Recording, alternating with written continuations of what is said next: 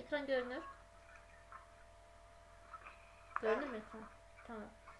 Deməli, məntiq xətası dediyiniz kimi, yəni o şəkildə məntiq tək o deyil də, yəni bir çox hallarda biz məntiq xətasına yol veririk.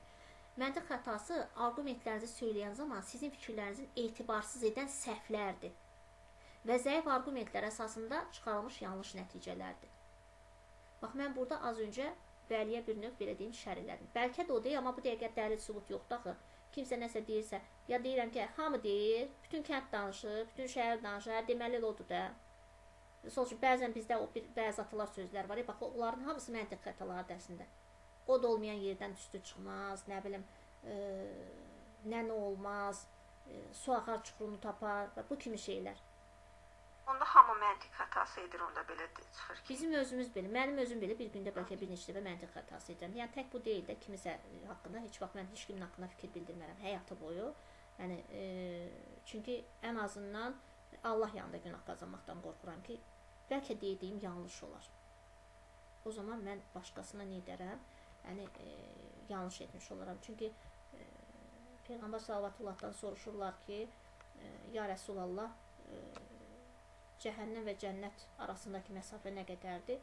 Deyir 4 barmaq. Deyir necə 4 barmaq?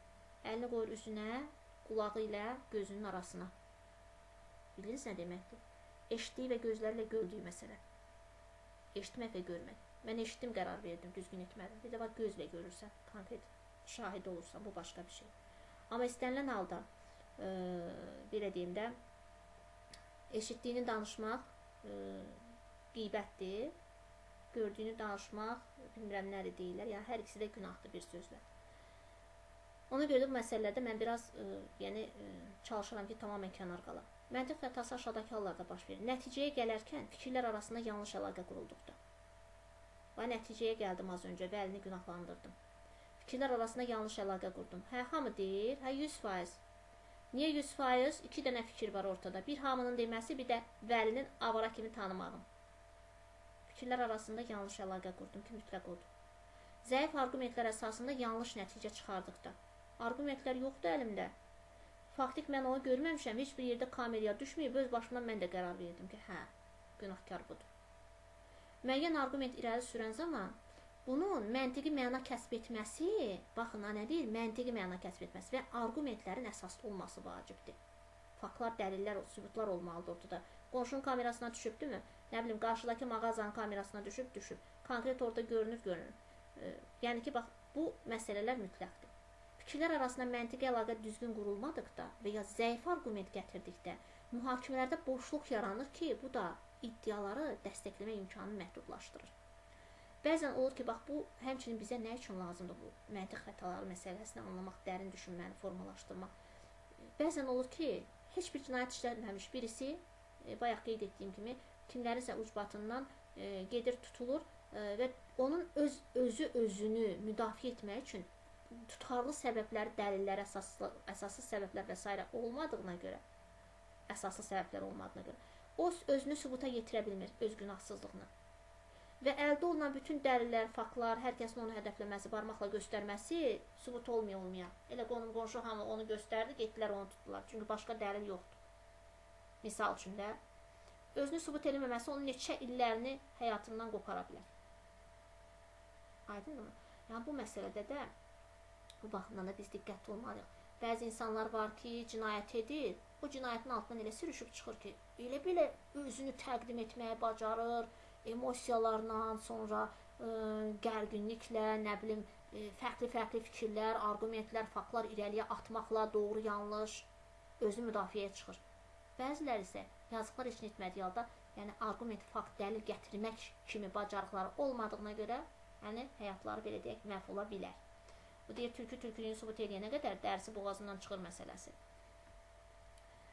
Demək, zəif arqumentlərin gətirilməsi analogiya və ümumiləşdirmə apararkən məntiq xətasına səbəb olur.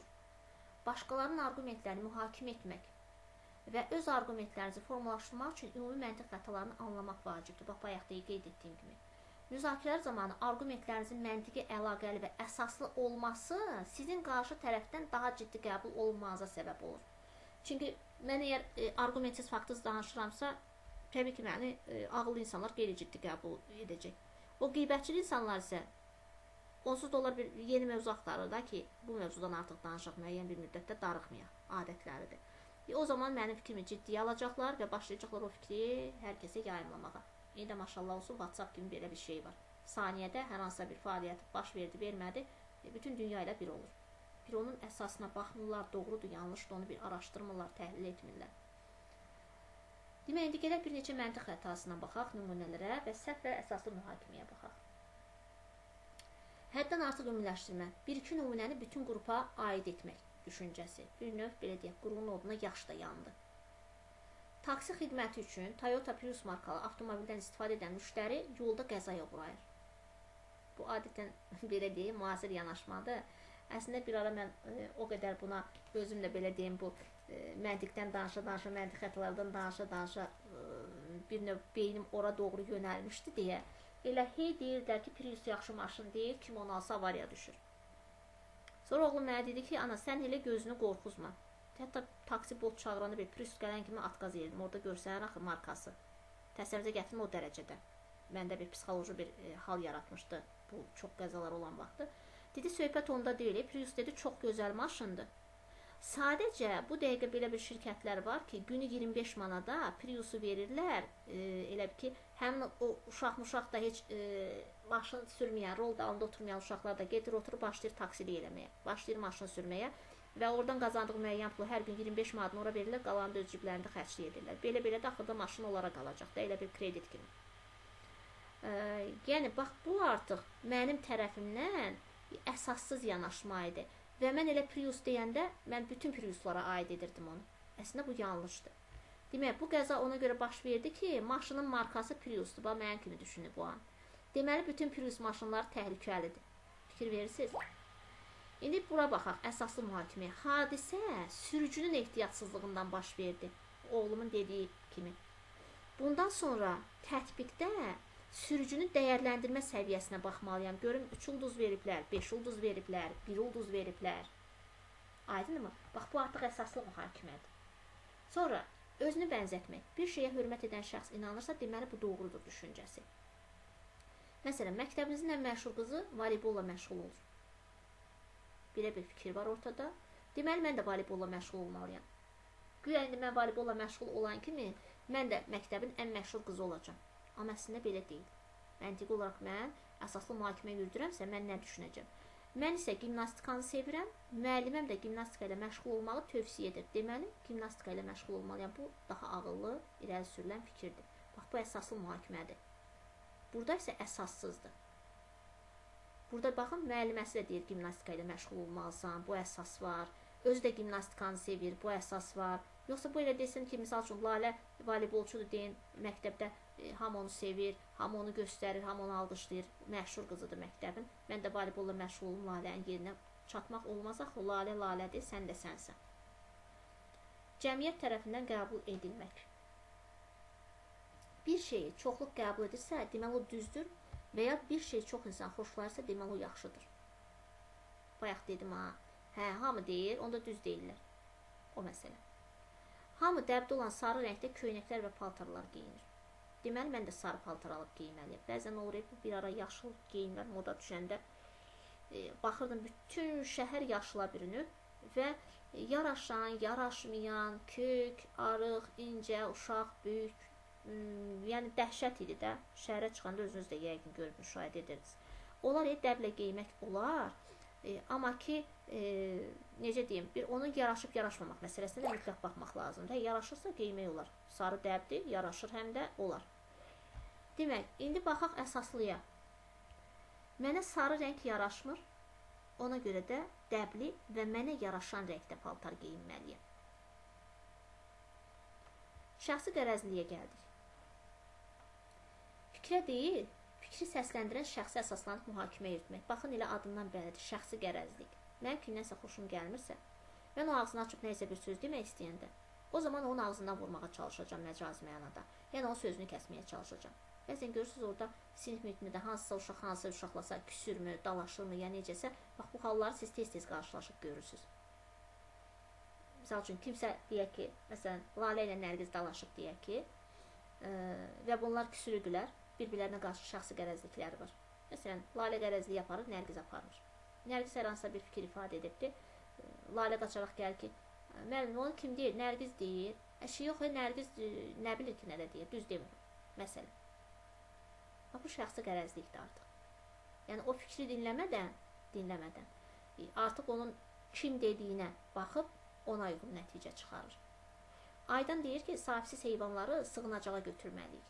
Aydan çox qəribə qızdır. Gülməli paltarlar geyinir və bizdən ayrı gəzir. Ona görə də yəqin ki, dediyi də səhvdir. Ola bilər gülməlidir, ola bilər qəribə qızdır, ola bilər başqa cür paltarlar geyinir. Amma dediyi də doğru ola bilər. Fikir başqadır, geyim başqadır və s. İndi məntiqli cavaba baxaq, düşüncəyə. Aydanla dost deyiləm, amma dediyi həqiqətən doğrudur. Heyvanlara kömək etməliyik. Boş adam xətası. Bu nədir? Deyilən əsas argumenti kənara qoyaraq məsələni bilə-bilə fərqli istiqamətə yönətmək. Bu nədən şəxsin əsas məqsədi öz mövqeyini nəyin bahasına olursa olsun gücləndirməkdən ibarətdir. Şəhərdəki ekoloji problemləri həll etməyin yollarından biri velosipeddən istifadə etməkdir. İndi cavab məntiqsiz olan cavaba baxaq, əsassız olan. Demək istəyirsiniz ki, şəhərdə ekologiyanın vəziyyəti pisdir. Mən deyirəm ki, ekoloji problemləri həll etmək üçün velosipedə keçək, biz də Almaniya kimi. Bu deyir ki, demək istəyirsən ki, ekoloji vəziyyət pisdir. İndi məntiqli cavab. Demək, velosipeddən istifadə üçün xüsusi yollar çəkmək lazımdır. Mən artıq bu velosipedin məsələsini həyata keçirmək üçün artıq növbəti düşüncəyə keçdim. O, bəzən oldu, bir nəfərə deyirsən ki, məsələn, deyirsən ki, bugün nə qəşəng görünürsən. Bir də görsən, tərs-tərs baxdı sənə.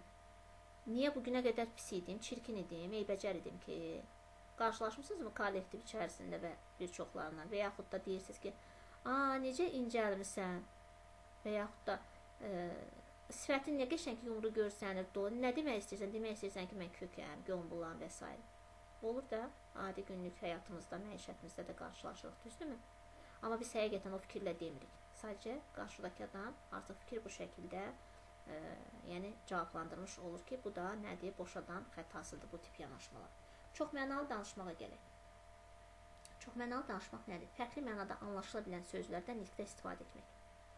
Danışanın məqsədi ondan ibarətdir ki, auditoriyanın fikrini yayındırsın və sonra dediyi sözü fərqli istiqamətə çevirə bilsin. Bəzən buna söz oyunu da deyilir və biz bundan təlimlərdə də bəzən istifadə edirik. Sənə verilən tapşırığı düzgün yerinə yetirməmisən. Deyilmişdi ki, bu məsələni öz aranızda danışmayın, hər kəs ayrılıqda araşdırma aparsın.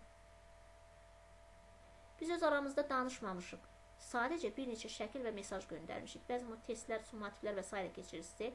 Tapşırırsınız ki, uşaqlar, baxın, əlavə bir neçə variant ayırmamışam, sizə güvəndiyim üçün, siz mənə söz vermişsiniz. Bir-birinizə işarə falan, belə deyək də, işarə falan deyirsə, bir-birinizə cavabları deməyəcəksiniz. Siz ümumi dediniz. Sonra müəyyən olundu ki, uşaqlar bir-birindən köçürüb, bir-birlərdə cavabı ötürüblər. Siz də onlara deyirsiniz ki, bəs mən demişdim axı, tapşırıq düzgün yerinə yetirilsin, bu məsələyə diqqət edin. Uşaqlardan da biri qalxıb deyir ki, müəllim, biz bir-birimizə cavab deməmişik ya. Sadəcə barmağımızla 1, 2, nə bilim, ağzımızı, burnumuzu, qulağımızı işarələmişik o şəkildə. Nə etdi? Fərqli mənada anlaşıla bilən sözlərdən istifadə etdi. Amma doğrusu nədir? Doğrudur. Biz gərək heç bu mövzuda ünsiyyət qurmazdıq. Yəni, fərqi yoxdur. Nə olur olsun, bir-birimizə işarə vermək yenə də cavabın ötürülməsi idi. Sirkulyar argument nədir? Sirkulyar argument adından da göründüyü kimi bir növ belə deyək də sirkulyasiya aparatı düşünün. Məsələn, balıq akvariumların içərisində olan sirkulyasiya aparatını hamı görübmü? O suyu təmizləmək üçün olan. Yəni ki, görmürsünüz, eləmi? Bax, o nədir? O sirkulyasiya aparatı, yəni heç bir kənara falan axıtmadan öz içərisindəki akvariumun suyu bir tərəfdən alır, onu filtrlərdən keçirir, o zibillərini içərisində saxlamaqla, filtrlərin müəyyən o ələklərində saxlamaqla təmizləyir, təmiz suyu bu birisi tərəfdən buraxır. Fərqli sudan götürdü, yoxsa eyni akvariumdan? Hardan götürdü o sirkulyator suyu? Eyni akvariumdan. Eyni akvarium. Bəs qaytarıb tökdüyü su hansı su oldu? Təmizlənmiş Həmin su. Həmin sudur da, həmin akvarium suyudur. Sadəcə təmiz formada çıxartdı. Eyni bir suyu sirkulyasiya elədi, bu tərəfdən eynisini çıxartdı. Sadəcə burada biraz bulanıq idi, lilli idi, amma bu tərəfdən təmiz, şəffaf çıxdı. Bax, burada da belədir sirkulyar arqumentdə. Fikri əsaslandırmaq üçün yürüdülən mühakimə yeni bir nəticə etibar etmir. Əvvəlcədən deyilmiş fikrə sadəcə dəyişərək istinad edilir. Məsələn, siqaret çəkmək məsləhət görülmür, çünki sağlamlığa ziyandır. Belə bir fikir var ortada. İndi yanlış yanaşmaya baxaq. Mən siqaret çəkmərəm, çünki sağlamlığa ziyandır. Burada nə deyildi? Deyil, siqaret çəkmək məsləhət görülmür, çünki sağlamlığa ziyandır. Mən siqaret çəkmərəm, çünki sağlamlığa ziyandır. İndi digərinə baxın. O yanlış, belə deyək də yanlışıdır. Mən siqaret çəkmərəm, çünki həyatımı sağlam yaşamaq istəyirəm. Bu, baxın, daha məntiqli cavab oldu, düzdürmü? Onsuz da bu bunu deyirdi də. Onsuz da burada fikirdə nə dedi? Deyir, siqaret çəkmə məsləhət görmür, çünki sağlamlığa ziyandır. Birinci uşaq nə dedi? Mən siqaret çəkmirəm, çünki sağlamlığa ziyandır. Müəllim deyir, mən də bunu deyirəm də. Amma biz uşaq durdu, dedi ki, müəllimə, mən siqaret çəkmərəm. Çünki mən həyatımı sağlam yaşamaq istəyirəm. Artıq bunun bir anlıq gözümüzün qarşısında onun gələcək həyatı da göründü ki, bu sağlam, gözəl ailə başçısı və s. kimi bir anda gözümüz önündə canlandı. Amma bu birisi fikri deyəndə nə isə canlandı gözümüz önündə. Özünüz də bir oxuyun, bir beyninizdə filtrasiya edin. Nə canlandı? Heç nə. Mən dediyim o da dedi. Biraz az-baz dəyişiklik edib bir filtrlərdə çıxardı eyni söz. Bu birisində isə bir mənalı fikir çıxardı ortaya. Aydındırmı? Bax, bunlar yanlış, belə deyək, arqumentlər nəticəsində törədilən məntiq səhvləridir ki, biz demək olar ki, günlük həyatımızda da zaman-zaman özümüzü nə qədər belə deyək, çəki düzən versək də, bəzən olur istəsək, istəməsək, yəni yanaşmamızda bu yanlış məqamlara yol vermiş oluruq. Demək, təfəkkürün inkişaf şagirdlərdə mühüm bacarıqlar formalaşdırır, lakin şagird bu düşünmə səviyyəsində saxlamaq düzgün deyil. Onda tənqidi və yaradıcı təfəkkürdə inkişaf etdirmək lazımdır. Yəni, yalnız məntiqi ilə kifayətlənmək lazım deyil. Həm tənqidi, həm münasibət bildirə bilsin, dəyərləndirə bilsin, həm öz fikirlərini ifadə edə bilsin, həm də yaradıcı, bayaq qeyd etdiyimiz kimi, mütləqdir. Çünki onlar hadisələrə münasibət bildirmək, situasiyanı dəyərləndirmək, məsələyə fərqli şəkildə yanaşmaq kimi yüksək təfəkkür, intellektual bacarıqlar formalaşdırır.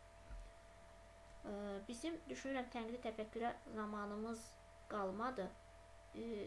Yorulmamısınızsa istəyirsiniz izah edin. Amma burada bəzi məqamlar var ki, onlar suallarda var. İstəyirsiniz bunu saxlayaq növbətiyə. Baxmayaq da müəllimə gec düşür. Çünki bizdə bu birislərdən də suallar çox düşür. Bəli. Bizdə suallar. Yəni bu dərslə bağlı hələ ki test işləmirsiniz. Yaxşımı? Seçib də işləməyin. Gözləyin hələ ki. Bu mövzu tam bitsin, sonra bunu işləyərsiniz. Onacan bütün boşluqları doldurun. Bazar günündə bizim yəni hansı testdən çətinliyimiz var, onların üzərinə gələk. Baxaq görək, hələ də nidamız buradadır. Hələ də görüntünü açmadı sistem. Demək, bugünlük bu qədər. Hər hansısa bir sualınız, anlamadığımız, başa düşmədiyimiz, çətinlik çəkdiyimiz bir məqam varsa, buyurub sual verə bilərsiniz. Çox sağ olun müəllimə, başa düşdük. Çox yaxşı. Demək, yeganə müəllimə qoşulmuşdunuz, siz gec qoşulmuşdunuz deyəsən. Bayaq səsləndim, yox ediniz. Şamınız xeyir, bəli. Hər vaxtınız xeyir. Dinləyə bildiniz, yoxsa çox gec qoşuldunuz? Biraz gec qoşuldu. Tamam. Biz də tərs kimi videonu bu günləri işıq söndü, yandı, çəkə bilmədim. Videonu qoşmuşdum, işıq sönüb yanandan sonra da unutdum yoxlamağı.